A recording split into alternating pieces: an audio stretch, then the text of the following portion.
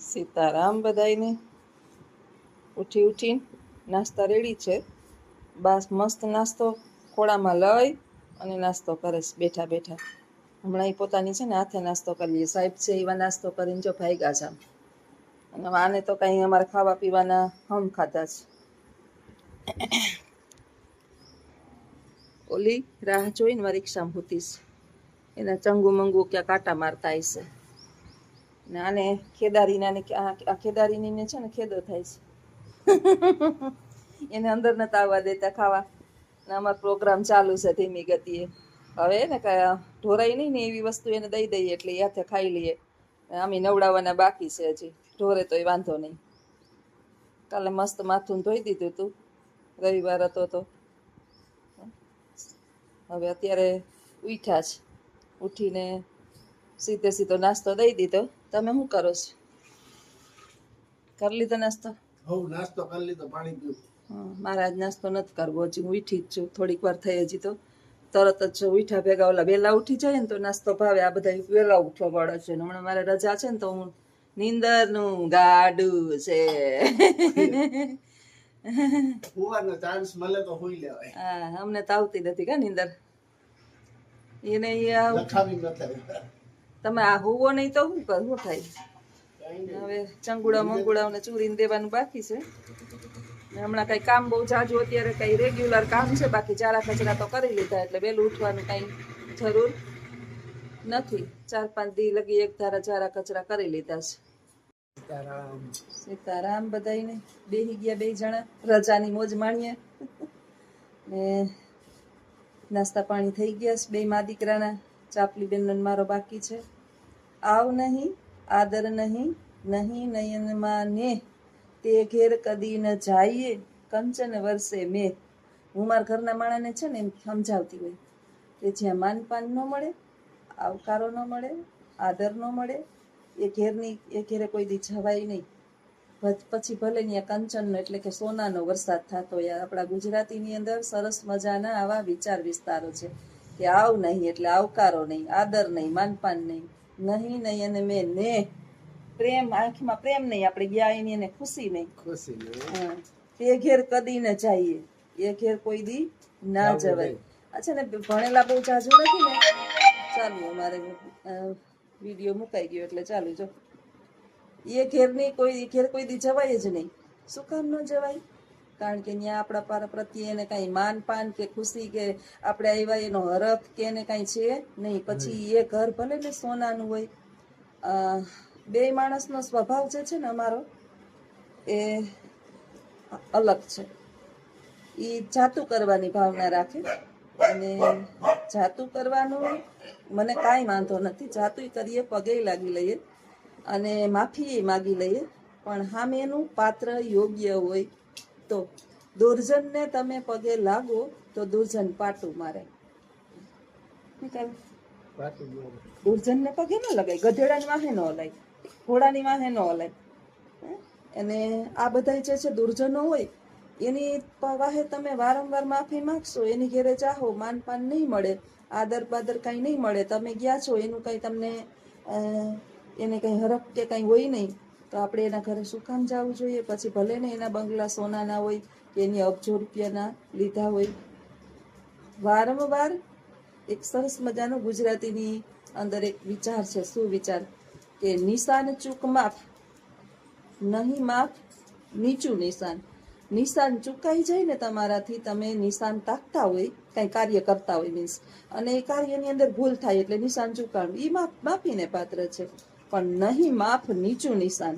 પણ તમે કામ જ ન કરો એટલે કે પગમાં પડી જાઓ ને આરામનું નીતિ રાખો, એ માફીને પાત્ર નથી. એટલે વારંવાર અપમાન સહન કરવું એ દુર્જનોને પ્રોત્સાહિત કરવા જેવું છે. આપણું એક વખત કોઈ અપમાન કર્યું હોય આપણે સહન કરી લઈએ, પરંતુ એ અપમાનની ગતિ જે છે એ વારંવાર થાય તો એનું પુનરાવર્તન થવું ન જોઈએ. કારણ કે સામેવાળો માણસ એટલો બધો પછી જે છે ને એ પોતે ઘમંડી બની જાય. એ એની દુર્જનતાની સંખ્યા વધારે અને થાય પછી એવું કે આપણે છે ને પગલું છણ્યું સમજી અને આપણા ઉપર પગ દઈને ચાલ્યો જાય. એટલે બે માણસનો સ્વભાવની તમને વાત કરું છું. હું એને હા કહેતી હોય, સમજાવતી હોય. એટલે લગભગ સોશિયલ આપણે સમાજ જેને કહીએ છીએ, સમાજની અંદર જે છે ને સાવ ભોળું, સાવ નથી ખબર પડતી, અને એવા માણસને માણસ સમજે નહીં કે આ માણસ ભોળું છે એટલે એની ભોળાઈનો પૂરેપૂરો ફાયદો ઉઠાવે. પરંતુ અમારે તો ચિંતા નથી, ભેગી હું છું એટલે કોઈ ફાયદો ઉઠાવી શકે નહીં. આપણે જે છે ને માણસની આંખ તમે જોવો ને તો હાથીના દેખાડવાના ને ચાવવાના અલગ અલગ હોય, એમ બોલવાનું અને કામ કરવાનું અલગ અલગ હોય. પણ ઘણાને તો આપણે નજરે જોતા હોય કે એની આંખમાં આપણા પ્રત્યે કેટલી હદે ઝેર ભરેલું છે, અને છતાંય જો આપણે એની સાથે સંબંધો રાખીએ અને એ ઝેરને ન ઓળખી શકીએ તો આપણા જેવી મૂર્ખી જાત એ કંઈ ગણાય નહીં. જગતની અંદર બધુંય આપણને મળે, બધુંય આપણે મંજૂર છે, પરંતુ કોઈ આપણે અપમાનિત કરે અને વારંવાર એની દુર્જનતા આપણી સામે બતાવે તો આપણે એ બાબતને તો હારામ હારી સમજવી જોઈએ. હવે તમારું શું કહેવું છે? કે નહીંતર હું જ બોલે રાખીશ. હા, કે જો ભાઈ આ સમય કલયુગ હોય કે સતયુગ હોય કે કોઈ પણ હોય, સમયની અંદર જાતું કરતા રહ્યો એના માટે 9 ગુણ છે. 9 ગુણ. પણ જાતું કેટલું કરવાનું? જેટલું થાય એટલું આ સમયની અંદર લેટ ગો તો કરતા. લેટ ગો નહીં તો માણસ શું કરશે તમને? માણસ ગમે એ એના મનમાં ધારતું હોય, આપણે લેટ અરે ગો ગાંડા કીએ, ગાંડો ને ગાંડી છે. ગાંડા કે પછી ડાયા કે, પણ જીવનની ખબર જ અંદર નથી લેટ પડતી. ગો કરતા રહ્યો. જીવનની અંદર સુખી થવું હોય તો લેટ ગો કોનું કરાય છે? આપણે આપને મન બુદ્ધિ સમજે કે ગાંડા સમજે, જીવનની અંદર લેટ ગો કરતા રહ્યો. તમે જીવનની અંદર કોઈ દી દુખી થાવ તેથી આપણને કહેજો, તમે દાઢી મૂછું બે ઉતારી નાખી. એમ નથી કહેતી હું એમ તમને કહેવા માંગુ કે લેટ ગો બધાનું કરાય, પણ સામે વાળું મેં પહેલા જ કીધું કે માણસ એની યોગ્યતા ધરાવતું જોઈએ. આપણે આપણો ગુરુ આપણે ઠપકો આપે તોડી લઈએ, આપણે એવા ખીચાય, આપણે અપમાનિત આપણે એમ સહન કરી લે, કારણ કે એ આપણે જ્ઞાન આપે છે. આપણા વડીલો છે, મા બાપ આપણે ખીજાતા હોય, લાકડીએ ઢીબેડી નાખે, આપણે સહન કરી લે, મા બાપ છે. પછી આપણા કોઈ હિતેચ્છુ છે, એ આપણને સારી શિખામણ આપીને ટોચતા હોય. ઘડો છે ને એને સરસ બનાવવો હોય ને તો માટીને ખૂંદવી પડે, ટીપવી પડે, ટોચવી પડે ને તપાવવી પડે. સોનાના 4 ગુણ છે. સોનામાંથી તમે કોઈ વસ્તુ દાગીના બનાવો ને તો સોનાને કાપવું પડે, ટીપવું પડે, તપાવવું પડે અને પછી એને ઘાટ આપવો પડે. એ પછી આપણે ગળામાં કે ગમે ત્યાં ધારણ કરી શકીએ. એમ આપને કોઈ ટીપીને કોઈ સારું માણસ બનાવવા માંગતું હોય ને તો એના ઘરના ઘાય સહન કરી લેવાય. બા આપને વાઇટકો આપે છે, અમારા બા છે ને એ વાઇટકો લઈને આવ્યા, પોતે નાસ્તો કરી ચાલો, લીધો. અમારો વર્ધીનો ટાઈમ થઈ ગયો, હવે હું નીકળું છું. આવજો સીતારામ. હા, એટલે આ બે વાંધો ઈ અમાર બેયને ઈ ઘણી વખત એમાંથી થાય કે બધાયને નમતું ઝૂકી ઝૂકીને ન હલાય. ઝૂકવા વાળું માણસની પાત્રતા જોવાય. તમે દુર્જનની પાસે તમે ઝૂકવા જાવ ને તો એ લાત સિવાય કઈ મારે નહીં. તો આ બાબતે તમારું શું કેવું છે ને એ ચોક્કસ કમેન્ટની અંદર જણાવજો. આવજો, સીતારામ. મિત્રનો સામાન થઈ ગયો છે રેડી, મસ્ત. પેલા 3 ગલુડિયા ને 2 ગલુડિયા ને એક એની માં. આને છે ને જીરીક ખાધું જો, આટલું મોટું માર્યું. આ બધું એ ખાઈ લે, આ તારું પૂરું કર, પછી ઓલામ દઈ આવ. વાલ બાહુતા છે એટલે નિરાશ છે, જાગતી અવસ્થામાં છે. ખાઈ લે મારી દીકરી, ખાઈ લે. આવું એને નથી ખાવું. આ ગોળ અને ઘીવાળી રોટલી, ઉપરથી ઘી નથી નાખ્યું ભાઈ. હજી એટલું બધું મારે ભેંગું દવા નથી દેતી. ગોળનું ચૂરમું કરીને રોટલી છે ને એમને મોરી મરી ગયા નથી ખાતા. બિસ્કિટને એવા કર્યા ને માણસોએ, તે દીના કૂતરા બગડી ગયા છે. બેન એક કહેતા હતા કે અમારા અમદાવાદની અંદર છે ને બિસ્કિટ જ કૂતરા ખાય. સાચી વાત છે. માણસો છે ને રોટલી તો અત્યારે કોઈ પાસે ટાઈમ છે નહીં એટલે રોટલી કરે એટલે નાખી દે બિસ્કિટ, ધરમ કરે બિસ્કિટ નાખીને. એટલે કૂતરા બગડ્યા ને બિસ્કિટ છે ને એ કૂતરાને, માણસને બધાને વહમાં પડે.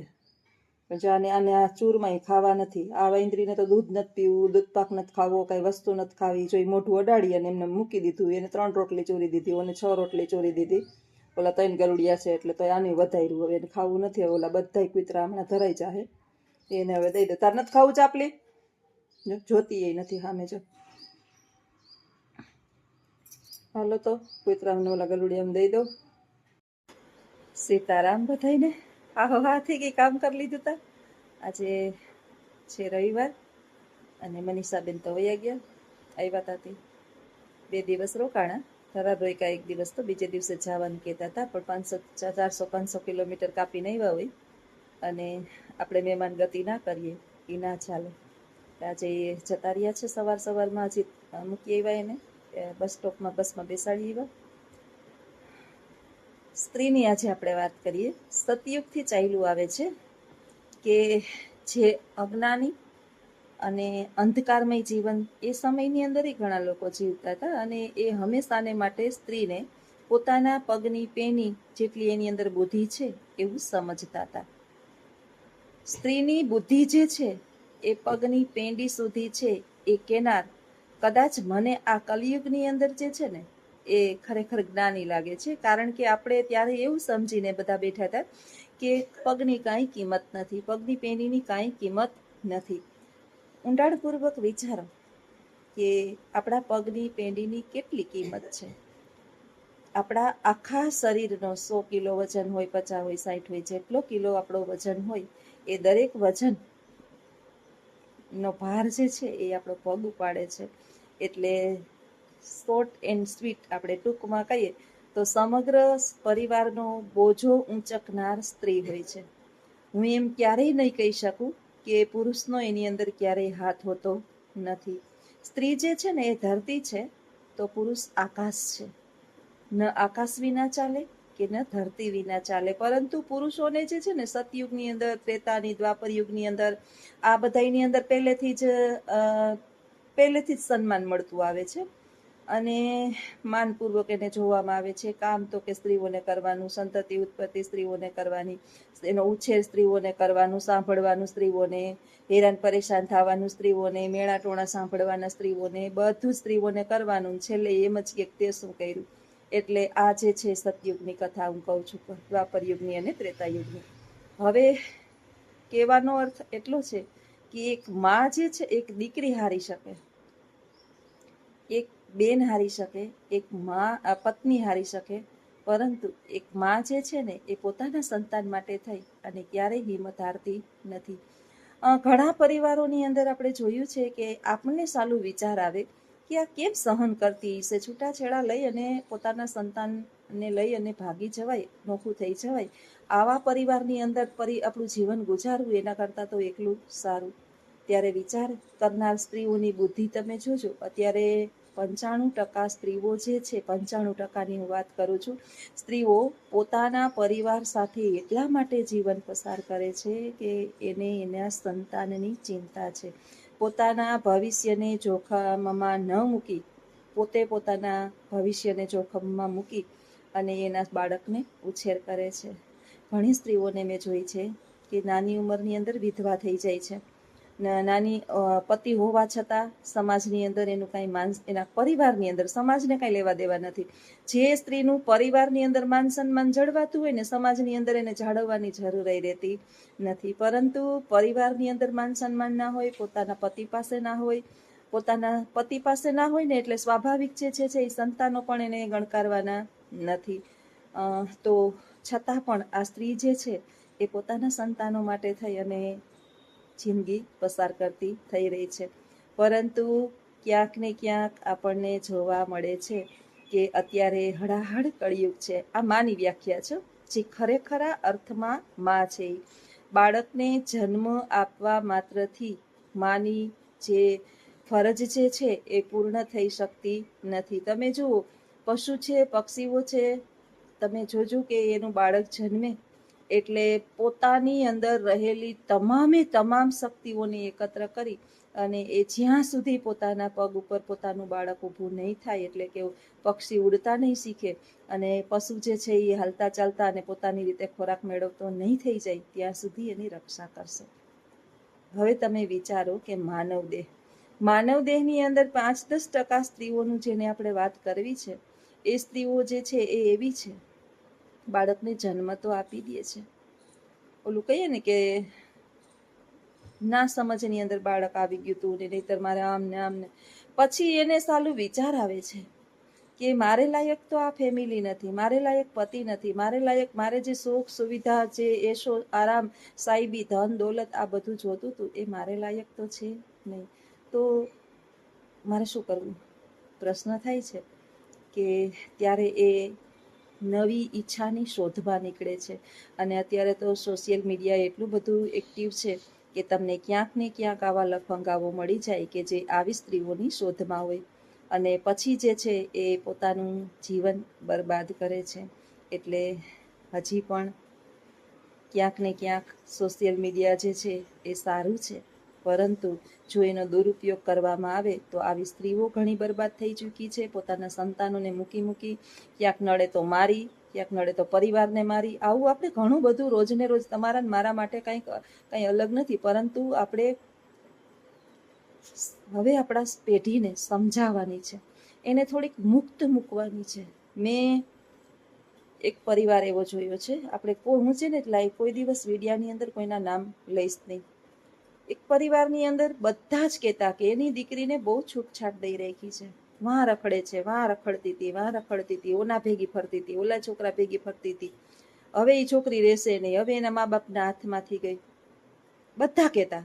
ત્યારે હું એક જ શબ્દ કહેતી કે જેટલી સ્પ્રિંગ જે છે ને એ તમે દબાવો ને એટલી ઉછળે, જેટલી સ્પ્રિંગ દબાવો એટલી ઉછળે, પરંતુ એને મુક્ત મૂકી દો ને તો એ કોઈ દિવસ ઉછળશે નહીં. એટલે બાળકને જે છે ને બહુ દબાવમાં રાખવા નહીં. જ્ઞાતિની અંદર જ આમ કરવું, જ્ઞાતિની અંદર જ આમ કરવું, આપણી જ્ઞાતિ મહાન ને ઓલી જ્ઞાતિ તુચ્છ ને આમાં નહીં કરવાનું, આમાં નહીં કરવાનું, આમાં નહીં કરવાનું ને પછી બાળકની અંદર જે છે ને તમે જે રસ્તે એને રોકો ને એ રસ્તા તરફ એનું આ મન જે છે એ વધારે જશે. આ છોકરીની આપણે જેને હું વાત કરું છું એ અત્યારે લગભગ એની ઉંમર જે છે ને 25 વર્ષની થઈ. એ 12-13 વર્ષની હતી ને તે દિવસની બધે આમ એની ઈચ્છા પ્રમાણે બોલતી, ચાલતી, રખડતી, ભટકતી, સરસ મજાનું કમાય છે. ક્યાંય એટલે ક્યાંય એની હા મોજ શોખ તો જીવનની અંદર બધા એવા છે. તો ક્યાંય આપણા સાથી મિત્રો સાથે રેસ્ટોરન્ટમાં જમવા ગયા હોય કે ફરવા ગયા હોય અને એકલા તો ગયા ના હોય, બધા સાથે જે છે એ આપણે નોકરી કરતા હોય તો બધા ભેગા ફરતા હતા હોય. આ કાંઈ જે છે એ કોઈ ખરાબી નથી. અને અત્યારે સરસ મજાનું એની લાઈફ એણે સેટ કરી લીધી છે. જે ફરતું હોય, હરતું હોય, બહાર રખડતું હોય, એ માણસને ઓળખવામાં માહિર બની ગયું હોય, એ ક્યાંય છેતરાય નહીં. એને ખબર છે કે આ વ્યક્તિ જે છે ને એ ખરેખર કેવો છે અને એની ભરોસો કર્યા જેવો છે કે નહીં. બહારની દુનિયામાં ઓલું કહે ને કે ફરે ઈ ચરે. એટલે ખરેખર દીકરી હોય કે દીકરો હોય, દીકરાને તો આપણે મુક્ત મૂકીએ જ છીએ, પરંતુ દીકરીઓને મૂકતા નથી. સોફિયા કુરેશી જે છે એના બાપાએ એની ઉપર પાબંદી લગાવી અને ઘરની બહાર ન નીકળવા દીધી હોત તો આજે આપણે જે સિંદૂર નામનું યુદ્ધ થયું અને એનું જે આખું લીડ કર્યું એ બેને કર્યું અને આપણે સરસ મજાની જે સફળતા આ મળી ગઈ. ટૂંકમાં કોઈ પણ કાર્ય કરે એની અંદર સ્ત્રીઓ જે છે એ કંઈ બુદ્ધિ વિનાની નથી. એને બધી ખબર પડે છે. એક પરિવારને જે માણસ સંભાળી શકતું હોય ને સારી રીતે, એ બધું કરી જ શકતું હોય. એટલે વાત છે મુક્ત મૂકી દેવાની. તો સતયુગ હોય, દ્વાપરયુગ હોય, કલયુગ હોય કે ત્રેતાયુગ, કોઈ પણ યુગ ચાલતો હોય, કોઈ પણ સ્ત્રી કે પુરુષને વધારે પડતા પાબંદીમાં રાખો તો એ હંમેશાને માટે બગડે. પરંતુ જો એને મુક્ત મૂકી દો તો જીવનની અંદર એને સફળતા મળી જ જાય છે.